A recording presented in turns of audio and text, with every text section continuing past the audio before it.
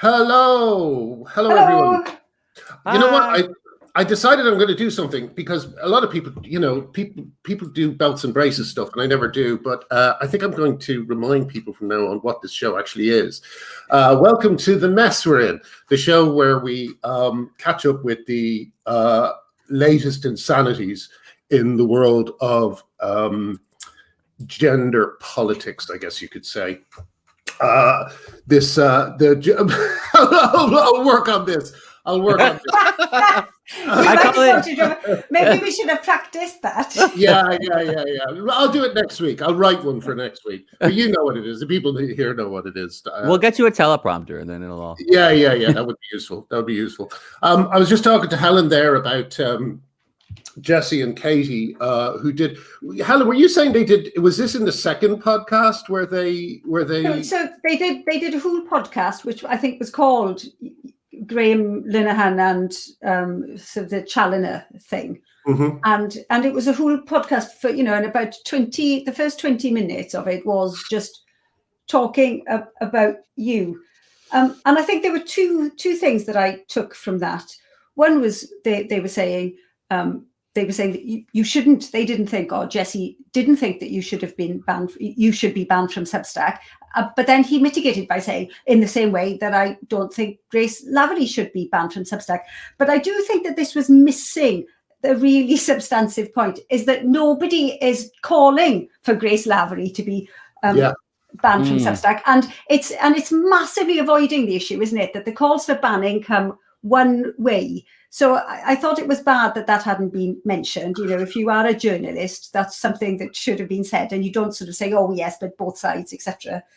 The other thing about their defense of me is that it's always couched in a kind of course he's doing terrible things. Yeah, terrible things. But when you examine the terrible things, like for instance, I have gone blue in the face sending Katie and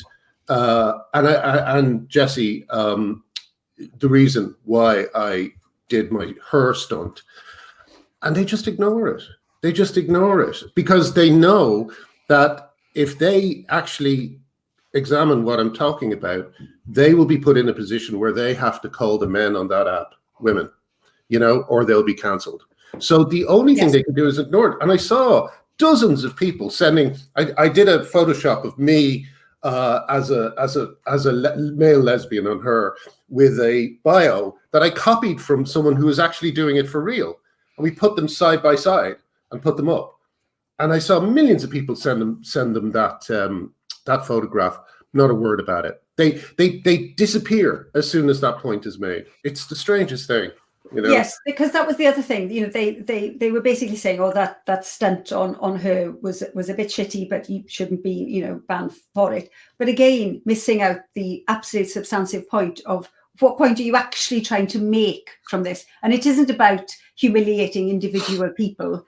It's about exposing the ideology at its core for what it is. Yeah, I think those men on dating apps. I think those men on dating apps have just as much right to find a partner as anyone else. What I find homophobic is that they're calling themselves lesbians. Yes. No, that's something I want to get into about that. Sorry, go on. I didn't mean to. No, I'm done. It's just that there's this sense Katie will look at one of these pictures of one of these obvious men who hasn't even shaved his beard, who's calling himself a lesbian, and she'll be like, well, maybe that is a lesbian. I don't know. Who are we to say?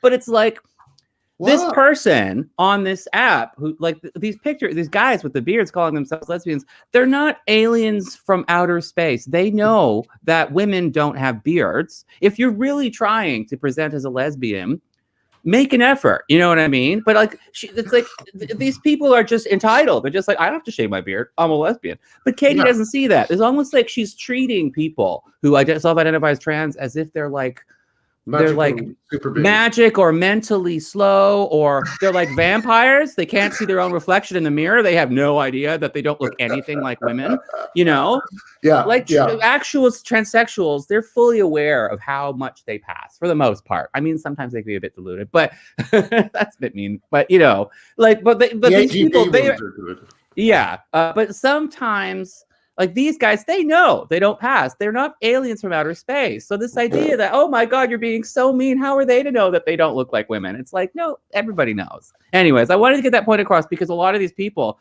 they're just pretending that's a concept they don't comprehend. Yes, It's you know? great, isn't it? I haven't checked their genitals, so I don't know. It is the most insane thing. Yes, but I see America. I mean, Andrew Sullivan, who I thought was kind of another person who I thought was sane. Andrew Sullivan talked about something like 150 male prisoners being put in the female estate, and he called it a humane experiment. Yes. A humane experiment. That's an experiment on women, by the way. That's an experiment on women. Yeah. And it was, as people are pointing out, it was such a Freudian slip on his part, wasn't it? That he called it humane, in the way that who gets the humane treatment here? It's men. Yeah. And who doesn't? It's women. And he didn't even see it. He couldn't. I mean, he followed it up with another tweet, but that was obviously an afterthought. People had said. He'd tell you what he said. He said something like, "Of course, it may not be a humane experiment for women. Let's wait and see." It's like, no. Yes. Let's wait and see. Let's not wait and see that if a woman. Let's make women the collateral damage. See what happens to them, and then we can take it away if it turns out that they are actually raped and assaulted. It was the most incredible slip I felt, or the most obviousness that how he feels, how he actually views women, especially women prisoners. I think just collateral damage. They're like NPCs. It's like men are players in the game, and women are just non-players. They're just AI. They're just robots. The women walking around in Grand Theft Auto. Yes, exactly. Oh my God. Let's do an experiment on this woman and run her over in a car. Let's see if that kills them. Well, it was a bit like that. I mean, he clearly saw the women there as this, because he used that word, humane. This is the humane thing to do. Yes. It was very revealing. It really was. Very revealing, yes. But I do think that in terms of these years, we're going to look back at these years, and there's obviously some out and out villains, like the Amy Challoner and her gang of pedophiles at Reddit. By the way, we've got another story coming out about that soon. That's just extraordinary. Also, we've got another story coming out about a certain person who has a relationship to a famous person. Oh, I shouldn't tease like this. It's bad. Sorry. But we've got two. Basically, we've got stories coming out about the kind of villains you see in this. They're very dangerous. These villains, they're predatory men using a trans identity as cover. Something we've always been worried about, and something a lot of people play interference by saying, "Oh, you're saying this about all trans people." We're not taking that argument seriously anymore. We're just going to post these examples because it's important, and these people need to be stopped. But they're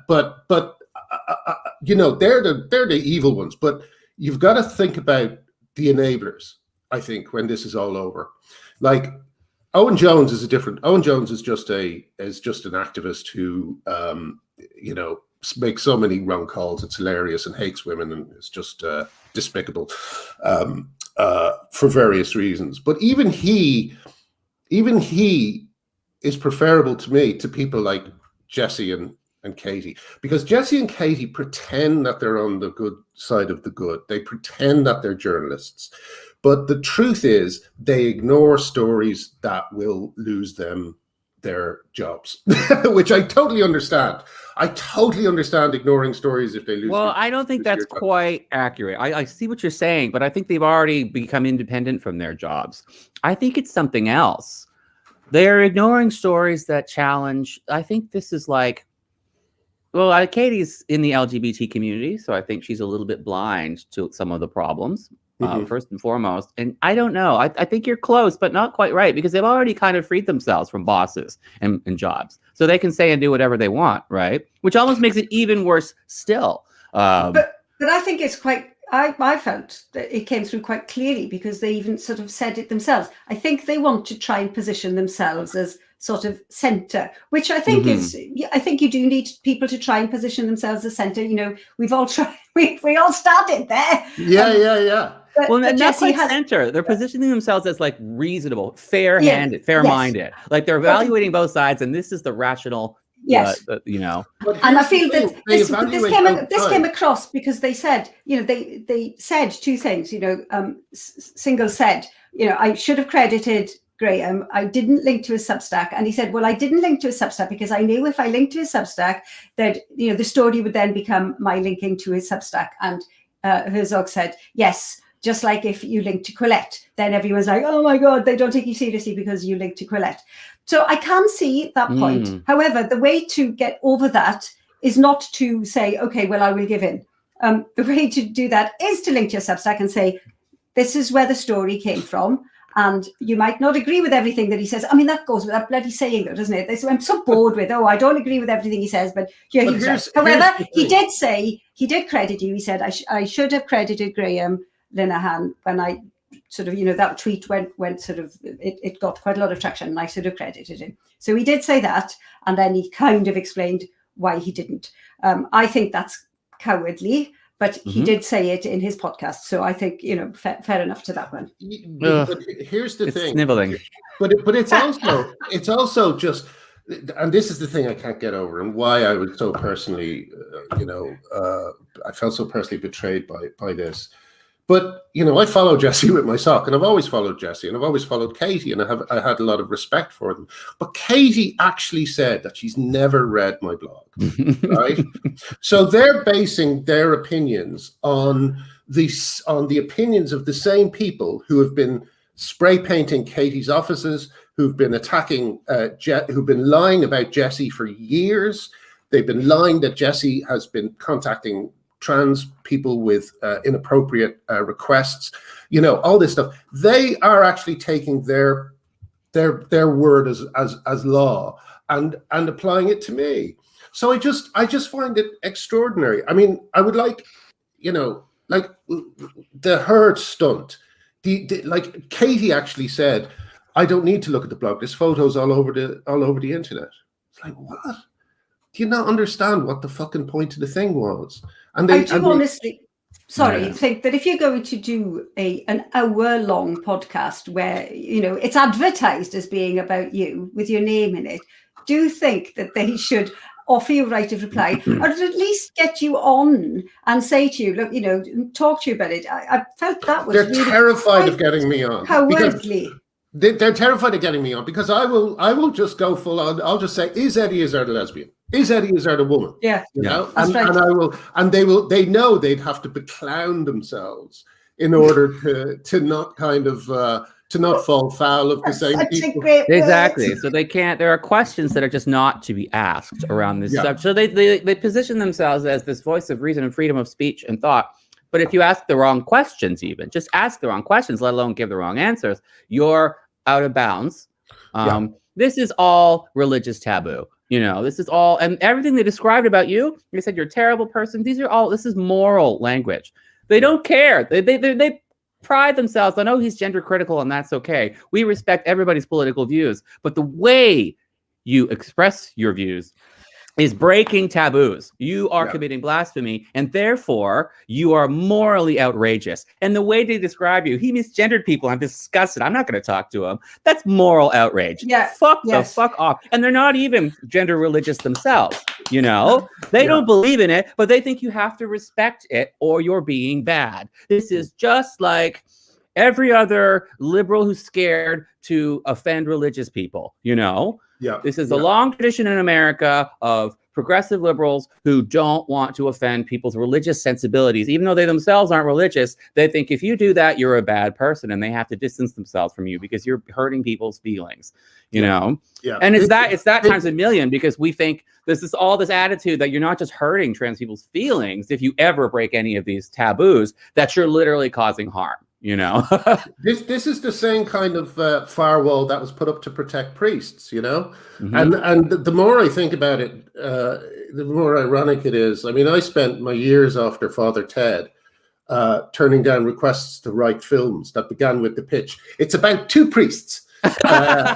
And I thought, no, we've done priests. We're done. I don't want to do priests anymore. I want to do something else, So no offers for years. And now I kind of come back into this area where once again, I'm kind of making fun of religious taboos.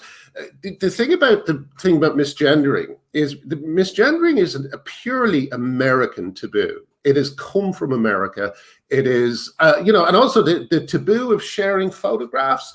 That is another. The reason that is a taboo is because it protects people like that huge basketball player who's on the team with the 19-year-old college girls. It protects predators. So you've got all these taboos that have been set up to protect predators, right? And the predators are, of course, as always, we're not saying that all trans people are predators. We're saying that if you create a priest class, then predators will identify into that class so they can't be touched. Yes, and that priest class thing is so obvious from the Challoner Reddit thing, isn't it? It's so clear. Well, not even just the Reddit. It's the whole progression of the Green Party, the Lib Dems, that is so clear. Yeah. The priest class thing is an excellent way of putting it. By the way, the Reddit thing isn't over. The Reddit thing is still ongoing. There's still, I can't believe it. Challoner people who are moderators in Reddit, and LGBT, the main LGBT group came back on and issued a non-apology. Like they just acted like, oh, Amy is being blamed for what her father did, blah blah blah. It's like no, she's not. Well, married a pedophile. Yeah, but when you treat someone like their membership in a class overrides their individual personhood. This individual person is clearly a bad person who's committed bad acts, but they're a member of a class that says that you're supposed to, you know what I mean? Mm-hmm. Yeah. This is the problem. And I saw that, like, when you posted those pictures, Graham, we're looking at these people as individuals and saying, that person is not making any effort. This is just a jerk. This person's, this is embarrassing, and obviously nobody wanted to go out and publish them right away up front. We waited until there was demand. But I mean, like, you know what I mean? Everybody, I would have posted them on my Twitter too. But Katie looks at these pictures and first she sees the class. First she sees, oh, this person's a member of the trans class, or they claim to be. And that overrides everything, right? Yeah. Some people think if you self-identify as trans, that starts you out as deserving special treatment, right? You're automatically vulnerable. You're automatically special. You're automatically, deserving of all this compassion and sympathy and charity and benefit of the doubt. And then they start taking that away as they decide that you might not be a good person.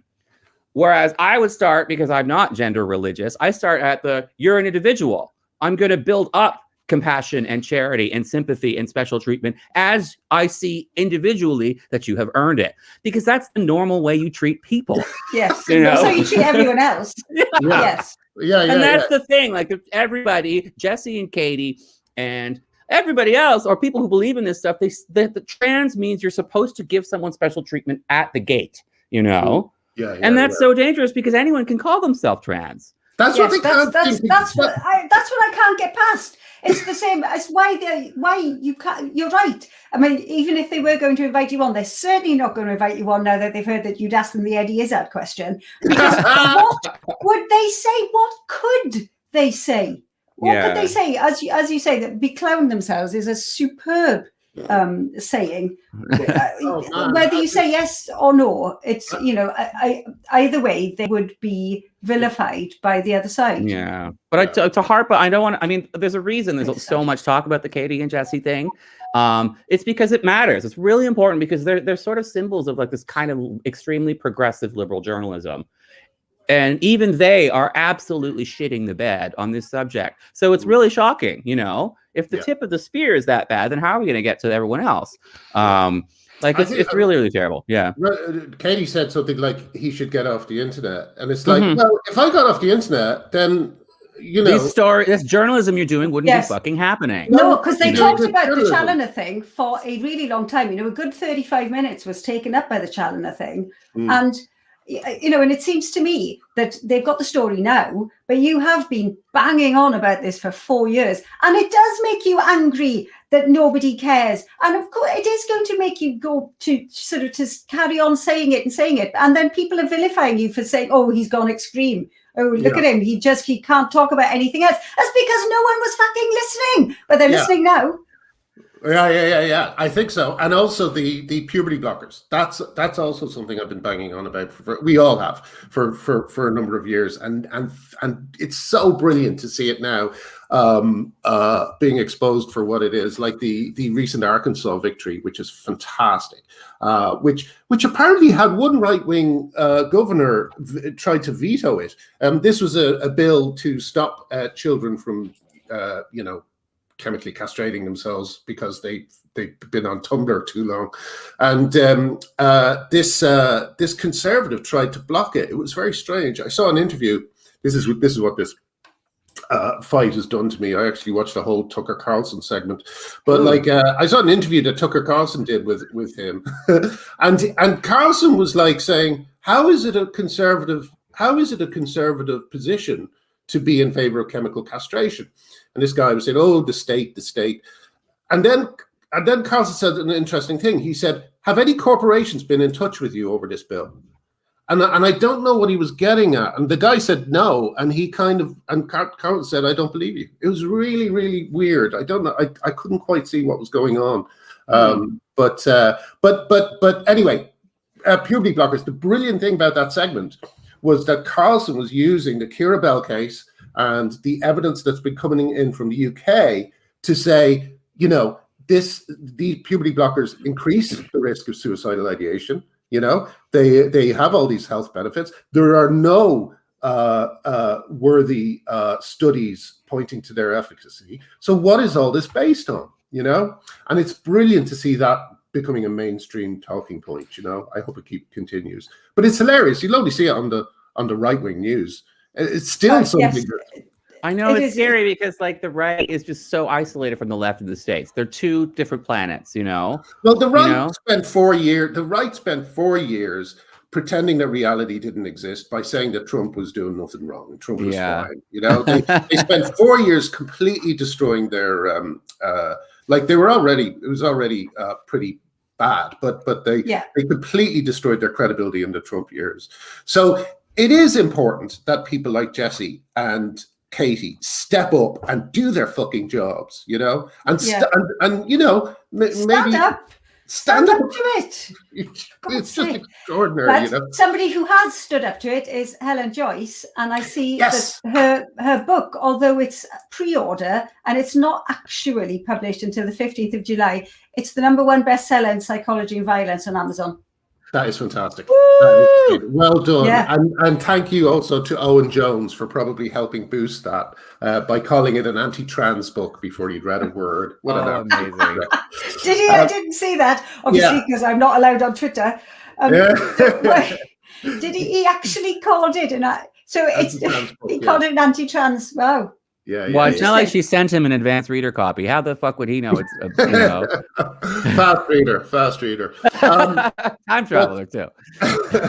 And there was something else interesting that happened. The BBC did an interesting thing yesterday. They did a post on puberty blockers or on the Arkansas thing. And they did a post on puberty blockers. Let me see if I can find it. Hold on a sec. And they said the most extraordinary thing. Oh God, when you see a tap that's been open for 4 days and it's hopelessly dated. Sorry. Yeah. Okay. This is what they said. They said supporters of the bill, who are almost all Republican, say they want to protect children. So first of all, who are almost all Republican, just loading kind of little prod there. Oh, they're all right wing. Say they want to protect children from life-changing procedures they will later regret. They also point to the side effects of puberty blockers and cross-sex hormones and cite, here's the brilliant word, occasional cases where transgender people reverse their decision to transition. Oh, more loading. And then here's another one. But experts say each step is undertaken with the consultation of doctors, therapists, and social workers, often over. What experts? What experts say? And you know that when they say experts, they're talking about people like Susie Green, who is only an expert because she was an expert at putting her kid on hormones and then taking them to be castrated in Thailand.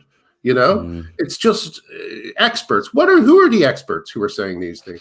But the BBC just posts this kind of woolly stuff that has no foundation and gets away with it. No, absolutely. They do get away with it. I mean, there was something I think it was something in The Guardian, this along the same lines. They interviewed a number of kids who wanted to play sport. And it was just so loaded and dreadful. Honestly, all the kids came across as bloody narcissists, saying, I should be allowed to, and their parents. I've some chap. I'm a scientist myself. I'm an engineer, so I read a lot of science papers, and the science is absolutely that trans people are real. And then saying also, and if they are not allowed to participate in the sports of the gender that they want to be in, they will kill themselves. So girls basically, they just have to fucking move up because my son is coming in. It was terrible, completely one-sided, no real, just nothing proper cited, no actual arguments on the other side. It's just ridiculous.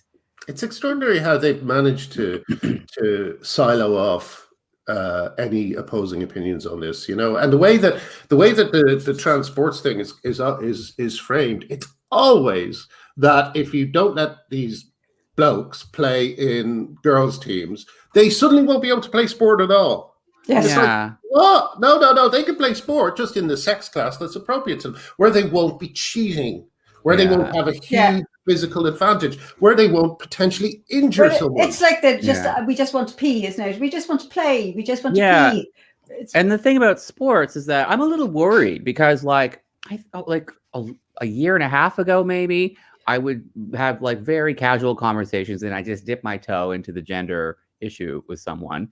And sports was a slam dunk, if you say males and female sports, people just instantly got it. They're like, oh, yeah. I'm for trans rights, but sports, no way. Doesn't make any sense, But I'm starting to feel like there's been this drum now that they're really pushing it in the mainstream media. And to my shock and horror, much of the mainstream media is playing along instead of saying this is stupid. I think it's actually starting to make people it's pushing people the wrong way. I agree. People are starting to be like, maybe they should play in women's sports. Yeah, it's an attitude. And because we know in the end, it is only women. That's always been the problem here, in that people always do feel that men trump women. And it's all, but it's also couched in the poor little transgender girls. They just want to play sports, and it's that cut off, isn't it? Where, because kids actually are allowed to play sport with each other. In the UK, girls are allowed to play rugby with boys up until they're 13. In fact, they do play rugby with boys. So it muddies that, they're purposefully using this as sort of muddying the water issue to talk about kids, when really we also know that they mean adults or teenagers, where it's completely different. Yeah, it's strange. It's very, very strange that there's such a mainstream blindness on it. Again, it's the Andrew Sullivan thing, a humane experiment. Let's humanely experiment on girls by having them play rugby against people who are two to three times their size and weight. It's fucking outrageous. It's just outrageous. I don't know. After a while, we're going to run out of ways of saying this is outrageous. Yeah, we just say fucking in front of everything. It's just crazy. We've got a very special guest coming up. She's not in the studio yet, but we're going to be speaking to Raquel, who's taking on, what university is it again, Helen? Bristol University. Sorry, yes, Bristol University in a bullying case. Her crowdfunder is coming to the end of its life, I guess, and we're going to be speaking to her in a few minutes, hopefully, about what's going on there. Is there anything else we want to talk about before we move on to Raquel? Well, I think we probably need to mention Owen Jones, don't we? Yes. This was the. Do you want to fill in? You want to fill in what happened first? Helen? Well, mainly I want to talk about Owen Jones because of his. He clearly uses things that happen to paint people as horrible homophobes in order. He's very dishonest, I think. Here there was a lot of fuss. I only saw some of it because not allowed on Twitter, but he basically talked about hunting down broody lesbians as a joke, which clearly meant that he understood what a biological woman actually is, when it comes to having babies. He does know, he's very, very well aware. So all this reactionary pretense about, we should call people birthing parents, etc., around that Freddie McConnell thing, and just being like blocking all women who want to talk about biological sex and calling us anti-trans. It clearly proved that he knew. However, it was obviously going to happen. People point this out, and he uses it to suggest that it's now homophobia, that people think that gay men shouldn't be parents. Yes. And it's so dishonest. It's just another way of trying to kick women by painting them as bad and evil. And I feel that his particular brand of sort of reactionary, sort of just discussions and accusations is so tedious and wrong. And I cannot understand how 1 million people like that. He's got 1 million followers. Yeah. And he's just, but maybe this is what people do like. Maybe people like the clarity that these people are evil and these people are good, and there is no nuance. So you don't have to think, I'm just going to say, just like the Shimigami eyes thing, these people are bad and these nice people in green, they're really good. Here's one thing about that though, Helen. The question of surrogacy when it comes to, using poor people to have babies and stuff like that, it is by no means a settled question. It is not a settled question. No.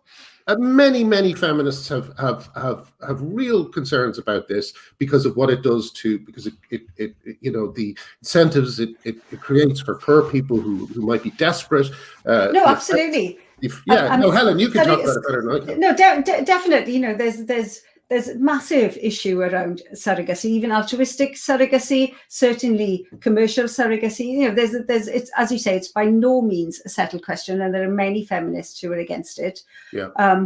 But it suits him to pretend that it's settled and we're all just moving on now. Yes, it does. And and he then said that he was talking about this idea of co-parenting. And again, that's fine if that's what he is talking about. However, that's not what people were really objecting to. They were basically making the point that he understood what a biological woman was, but it suited him to pretend that was not what was going on.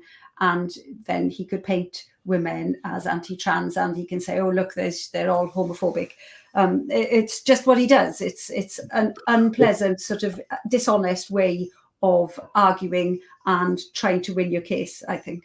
He's just putting off the day, like that, calling the Helen Joyce book anti-trans. He's just putting off the day when people start to realize just how wrong he's been on this, like wrong on puberty blockers, wrong on silencing women. Yeah, but he was wrong on Corbyn, but he seems to have got over that.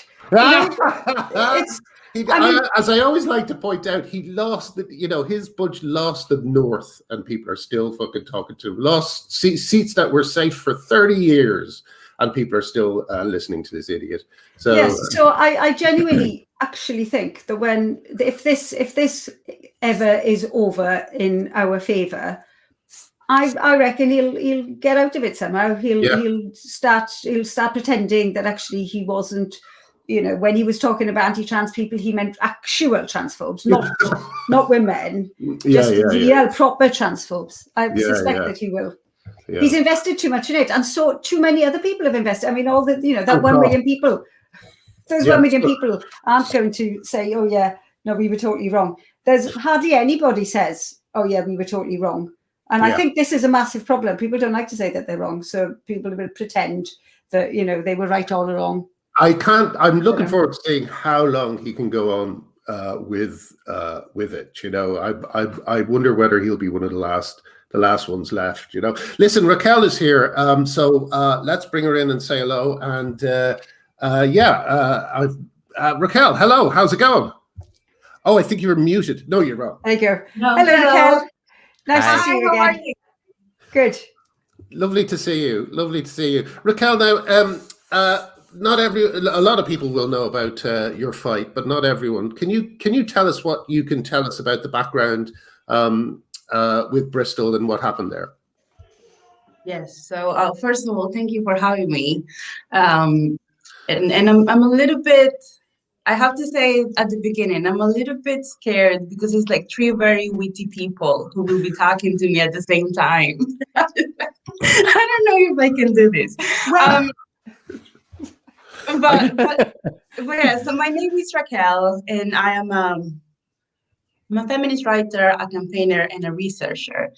And I'm doing a PhD at the University of Bristol, where I'm looking at online communities for men who pay for sex. So my research is on the subject of like women's studies, women's issues. And I came to Bristol from the Dominican Republic. I'm Dominican. So I have a background in women's campaigning for women's issues and writing about women's issues. So by the time that I came to Bristol, I was already recognized as a feminist campaigner, a feminist writer, and I was invited to participate on that basis, the basis that, oh, this is a feminist writer, and now she's in Bristol. I was invited to share the Women's Place UK meeting regarding the GRA. So this was February 2018. And at that time, the conversations were going on about reform of the GRA, and some women were arguing that that conflicted with women's rights. So Women's Place UK, I'm not sure if you know, but it is a campaign to uphold women's sex-based rights as they are already enshrined in UK law, in the Equality Act. And it was kind of confusing because I came to the UK to study my PhD out of term. So I didn't get to like mingle with all the other students. I was essentially on my own from the beginning. And then I think about like a couple of weeks after I started my program, then the word got out, oh, she's going to participate in this Women's Place UK event. And trans activist students at the University of Bristol did what they do, which is target women, all women who dare to voice an opinion that is not according to what they want. And keep in mind that, sorry. No, keep in mind what? Yeah, keep in mind that like this is my area of studies, you know, like Yeah, I studied women's studies when I was an undergrad as a bachelor. Then I got a master's degree in women, gender, and sexuality studies. Now I'm at the Center for Gender and Violence Research. And like all my professional work has been in women's shelters, women's refuge. My writing is focused on women's studies. It's like, you would think, oh, we need to hear what a woman like her has to say. If I was speaking, at the same time, I was not even speaking at that meeting. I was just sharing the meeting, like telling people like, oh, the toilets are over there and the exits are over there. Oh, you didn't even speak at the meeting. My God. No, I was sharing. Right, okay. I was sharing the meeting. And then you sort of create this campaign of... yes, that's what I was going to ask. How did they, when you say they did what they always do, some people may not be aware of what they always do. How did they mount a campaign against you? What they do is they create campaigns of vilification around a certain target. And the purpose of that is to smear the person, libel the person, defame that person. And I think it has two purposes. The first one is to make that person feel so rejected and isolated from their community, but also to show other people, like, look at what we're going to do to you if you dare to speak out as well. If you dare to put your head above the parapet, these are the things that we're going to do to you. And to me, it felt like I had just gotten to this country. I don't have any family here. I didn't know anyone other than my supervisor. Like, that's all the connection that I had to the UK. I did an interview for a PhD over video, and that's the only contact that I had. And then I started to like attend some feminist events where I met some people and some key people. And among those people, I met the Bristol organizer for the Women's Place UK meeting. And she sort of said, well, do you want to share? Because you write for Feminist Current. So it was very casual. It wasn't, I didn't anticipate that 3 years on I would be talking about this, or that I would be, having a legal case about it. Here I am. But yeah, what they do is target a person and try to make their lives so unbearable, so difficult, so stressful, and so filled with anxiety that the person sort of recants their heresy. And I have it. And I won't. Good. Good. Me neither, Raquel. But it has been a really long time, hasn't it? Because I remember this happening, and it was a few years ago. It was, and so you've had to live under this completely stressful, anxiety-filled sort of existence for about 3 odd years in Britain, when you came hoping to meet people and have a nice time and make contacts, and they've shown you how unpleasant and horrible people can be. That's really quite embarrassing for us all. Yes, it really is. Well, it took such a long time because the university, so I saw what was happening. I was like, well, this isn't right. Look at the policies at the University of Bristol. The policies are very clear that this behavior by students at the University of Bristol is unacceptable. So I look at the policies and I made a complaint, a student complaint. And instead of resolving the complaint immediately, sort of like doing something about it, what the university decided to do was just open this, what turned out to be like a theater, like a sham. Like, I am doing this sham of like, I'm taking this very seriously, and we're gonna get to the bottom of this. And that took almost 2 years of just having this disciplinary process or hearings in which they would make a big fanfare about, like, we're taking this very seriously. And they took it seriously in the sense that every time they had a hearing, they had 3 separate hearings against these trans activist students.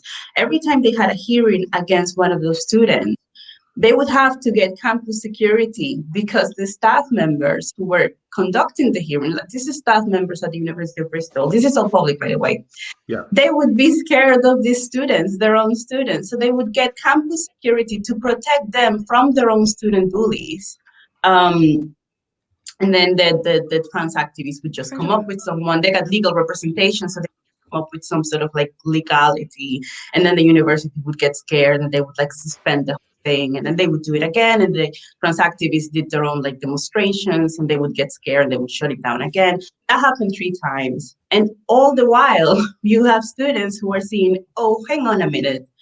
If I target this one woman and I make her life very difficult, the university is not really going to take any of this seriously, so I can just continue.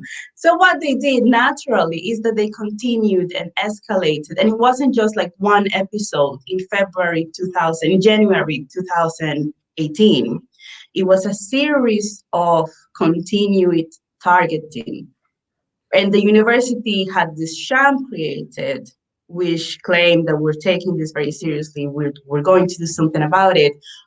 All the while, Raquel, you need to shut up because you need to protect the process, the university process. And in order to protect the confidentiality of it, you have the university doing whatever it is that they did, the trans activists creating their little campaigns of intimidation. And I was in the middle and I couldn't say anything. You know, I was watching it happen and I couldn't really talk about it, which was probably the most harmful of all, you know. So then that changed. How did you decide to fight back? Well, at the end, the university decided that, well, that's what we're going to figure out in court. But the university shut down the whole process. They allowed the students, the bully that they were allegedly investigating, they allowed that person's barrister to cross-examine me. And they never questioned the student that they were supposed to be investigating. The university also asked me questions, as if it felt like I was in some sort of like a trial, you know. It's like, well, what are your beliefs? What do you mean sex-based rights? They're in your law. Yeah. That's something that sometimes people don't seem to grasp. Women at the moment in the UK are fighting for rights they already have. Yes, by law. It's extraordinary that people ignore this fact, you know? And it is important to know that it's like, these are rights that I do not have in my country, you know, like in the Dominican Republic, where I am from, we do not have sex-based rights yet. So if the way that I see it philosophically is, well, this is a very important issue that has international ramifications. I want to know as much about it as possible so that I can advocate for sex-based rights in my country. That's like the background of why I'm doing all these things that I'm doing. But it was just bizarre to find find myself in a room full of lawyers from the side of the bully, from the side of the university, and they're sort of questioning me about my beliefs in something that they have in a law that doesn't apply to my own country, to the people, to the women and girls, to my people, you know? Yeah. So that was bizarre. But in any case, at the end of it, what the university claims is nothing happened. There is no evidence of bullying. There's no evidence of targeting. It appears that their defense is nothing happened, but whatever happened was Raquel's fault. Wow. I can laugh about it because it's been pretty traumatic. Yeah, I know. Yeah, after a while, you get slapped around so much that it does become slightly funny. yeah. So their claim, they appear to be saying nothing happened. Whatever happened, it was Raquel's fault, and we see no evidence of bullying in all of this. Even though you have papers that they themselves wrote that says when they were investigating these bullies, the charges were bullying, harassment, and unacceptable behavior. But it's like they're going to be in court fighting against themselves. You know, it's like, this is the version that you said in 2018. This is what you're now saying in 2021. So yeah, that's going to be quite interesting. So when is this court case? Oh, we will find out on April 15th when we have the case management conference. That's when they decide the dates and who are going to be witnesses and that kind of stuff. It's interesting, but this seems like a dynamic that's playing out all over the world. We saw what happened in Evergreen. I don't know if you're familiar with the Evergreen protests, Raquel. Yeah, of course you are. And it kind of it's staff and employees of a university absolutely terrified of a small and very, very threatening and vitriolic and vindictive group of people. Why do you think they're so frightened of these people? And I wonder, like, why would you acquiesce to them?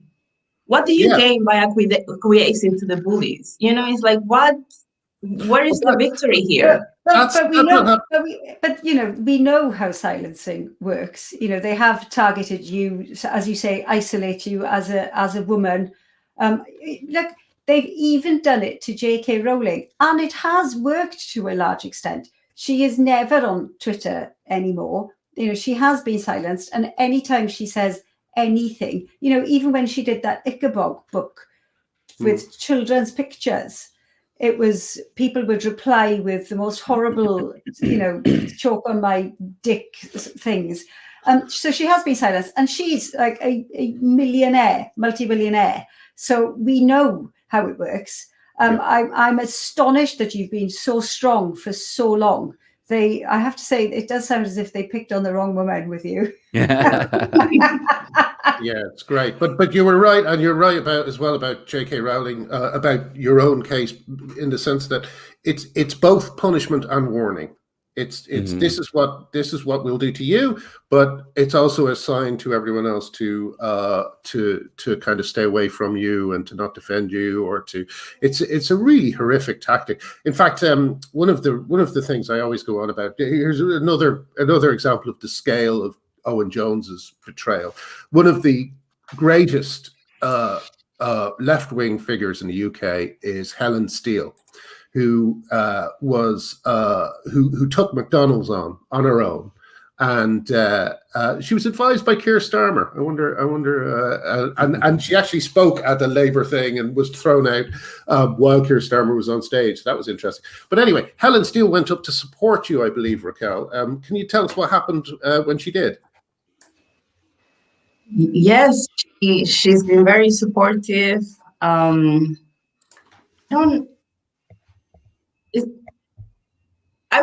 would like to consult with her before I talk about her role in all of this, because... Okay, all right. Well, listen, there is one thing that I know, which I think it's okay for me to say, but didn't the bully pour a glass of beer over her head? Yes, and the university claimed, well, if the bully does that to you, then you let us know. But until then, we can't do anything about this. You know, this is a hero of the left-wing movement in the UK. You know, an absolute fucking hero. Not only the McDonald's thing, but she also took on the undercover cops who were having relationships with environmentalists. having children with them sometimes, Right. Oh, man. and some, yes, the woman is a force. yeah. She's incredible, and to do that to her, it's.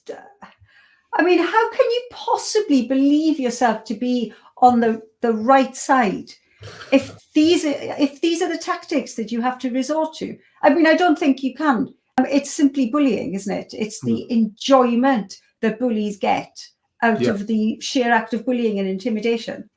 Yes, and to answer the earlier question, I think that there's like two components of it. Because if you look at it politically, then there's no victory in this. Essentially, more people are awake to what's happening. The policy legislations that they wanted on a national level with the GRA, that didn't end up going through. We are making advances in getting people, raising awareness, getting people to talk about puberty blockers, getting people to talk about what's happening to women in prison, to women in shelters. That is advancing. But on a personal level, it is very much about creating a climate of, I feel that I cannot speak out. I'm worried about what's going to happen. If you think about it, I've been doing this, like just this sort of dealing with this targeting for the past 3 years. But there are moments in which you think like, I would love to have just a normal life, I would love to just not have to worry about that, have the stress, the anxiety, and it's constant, it doesn't end.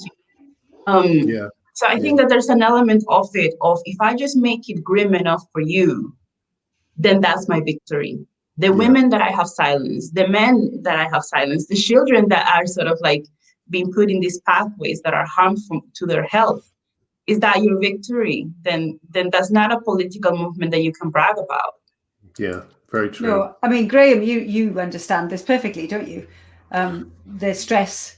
Just, I mean, as I say, when it's added to, the worst thing, Raquel, is, I mean, I'm sure maybe you've had a similar experience at some point, but I guess you could say the people who run the university are in this case, but with the stress when it's added to by mainstream commentators like Singal and Herzog, it just kind of keeps knocking you back how isolated you are. I really admire you for sticking with it for 3 years, because mentally it is extremely tough. Are you? Do you have friends around? Are you kind of supported now by people? Someone once said to me when I got into this fight, "Welcome to the better friends part of your life." I hope you have some better friends looking after you. I have always had the better friends. I've been very, very blessed in that regard. And it's that, like, I'm still friends with my besties from high school, and they've sort of seen, I'm a writer in Spanish as well. So they've sort of seen me as Raquel, who they knew as a teenager.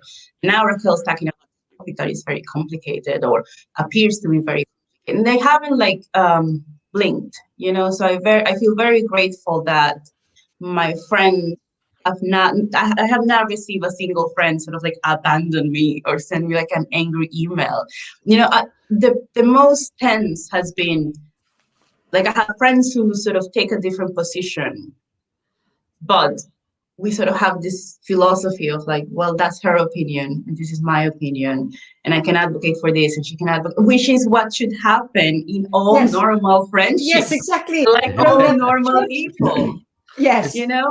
So I have a very strong support system when it comes to my friends, and also when it comes to my family. Even if we don't agree on all topics, we just realize, like, well, but this is my daughter, this is my sister, this is my, you just have this relationship. Like, you don't have to make politics or policies, like one policy, you don't have to make that the core of your entire existence.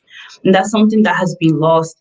And I want to go back to the point that you just raised, Graham. And it's like, I know Jessie and I know Katie, and they're very nice, sensitive people. So it's been very sad for me to witness what has been happening these past couple of days. I don't understand the logistics of what it is that they're arguing, but something that did came to mind when I was watching that was, something that happens with this issue is that people are so tense all the time. Like the effects of being under all of this stress and all of this anxiety is that you feel that you're on edge all the time. So I think that creates frictions, and that creates sort of tension, and lash out or react or sort of go on tangents that are unnecessary. I'm sure that it felt very hurtful to you, and I don't know how they justify it. But I think that we eventually, when we come out of this, we will have to realize that actually a lot of infighting that took place was a result of people being very, very tense and very, very stressed. Yeah. I totally agree. I mean, people say that I kind of went off the rails a little bit towards the end on Twitter, and there might be an element of truth in that, in the sense that I was just getting so angry and upset that no one was defending me, no one was standing up for me. I wasn't saying anything wrong, I wasn't saying anything controversial, and yet I was being treated like a pariah. So, yeah, I think Do you all have support systems? Yeah, each other.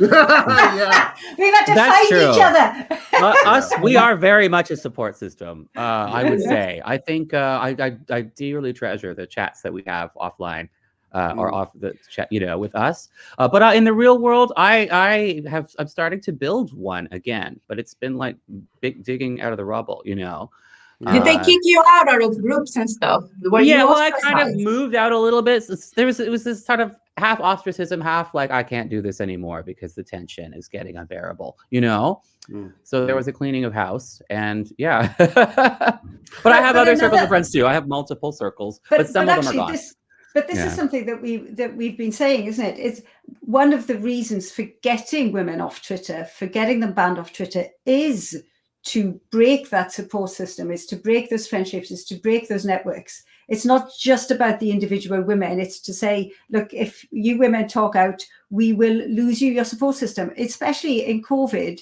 a support system for women. Some women are by themselves and find Twitter so extraordinarily helpful.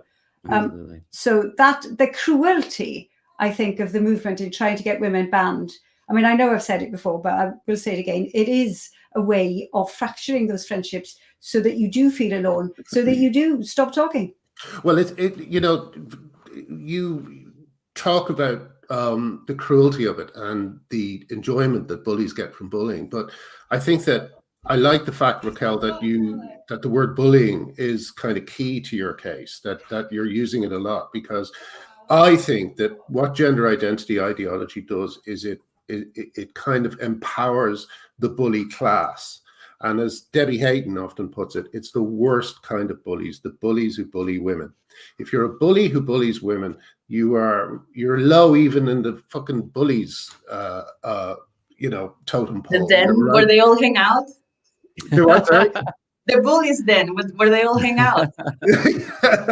But like it is the kind of I always think that you have I always think of the French village, the despised guy in the French village who everyone hates, and the Nazis roll in and he's like, great, things are going to change around here. Things are going to change around here, and that's how I see the empowering of bullies, the empowering of misogynists, and so on. So I'm really glad you're doing this fight, and thank you for doing it for all the other students who might be in a similar situation. Yes, absolutely, absolutely. Well, thank you, well done, and stay strong. Yeah, I've been amazed at your strength. Thank you, and I do wonder, like, what is the purpose behind it? Because if you think about it, like sometimes when I talk to one of my really good friends about it, and you sort of look at the logistics, okay, so I'm going to bully Raquel. And then ideally, Raquel is going to apologize for wanting to share a meeting. Okay, so we're going to get her to do that. And then what?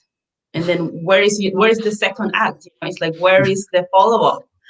But you look at the people who have been targeting me, and it's like, where is your work? Where is your campaigning? Where is your writing? Where are the things that you're doing for humanity that are so much better than that horrible Raquel who is a disgusting bigot that no one should look at? And there's no follow-up, So it is not.